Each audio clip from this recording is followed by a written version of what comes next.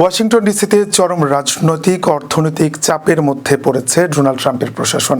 মধ্যপ্রাচ্যে ইরানের সঙ্গে চলমান সংঘাত, দেশের ভিতরে নো কিংস আন্দোলন এবং জ্বালানির ঊর্ধ্বগতির কারণে তার জনপ্রিয়তা উল্লেখযোগ্যভাবে কমেছে।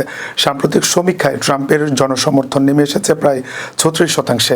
বিশ্লেষকদের মতে যুদ্ধের ব্যয় ও অভ্যন্তরীণ অস্থিরতা যুক্তরাষ্ট্রের অর্থনীতিকে চাপে ফেলেছে, যা সাধারণ মানুষের জীবনযাত্রাতেও প্রভাব ফেলছে। একই সঙ্গে 2026 সালের মধ্যবর্তী নির্বাচনের দিকে নজর রাখছেন রাজনৈতিক বিশ্লেষকরা, কারণ এই নির্বাচন কংগ্রেসে ক্ষমতার ভারসাম্য নির্ধারণে গুরুত্বপূর্ণ ভূমিকা রাখবে। যুক্তরাষ্ট্রের সংবিধান অনুযায়ী কংগ্রেসের সংখ্যাগরিষ্ঠ সমর্থন পেলে অভিশংসন প্রক্রিয়া শুরু হতে পারে। বিশ্লেষকদের ধারণা, মধ্যবর্তী নির্বাচনে বিরোধীরা জয়ী হলে ট্রাম্প প্রশাসনের উপর তদন্ত ও রাজনৈতিক চাপ আরও বাড়তে পারে।